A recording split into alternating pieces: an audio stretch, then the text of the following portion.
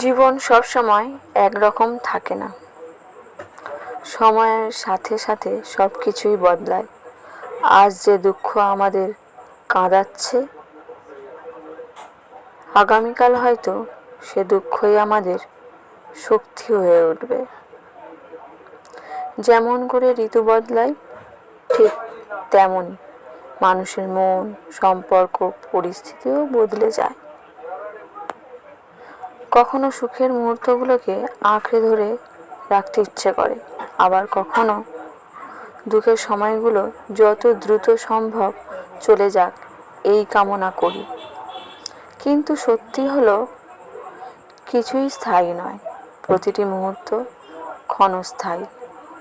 আর এই ক্ষণস্থায়ী মুহূর্তগুলোই আমাদের জীবনকে রঙিন করে তোলে।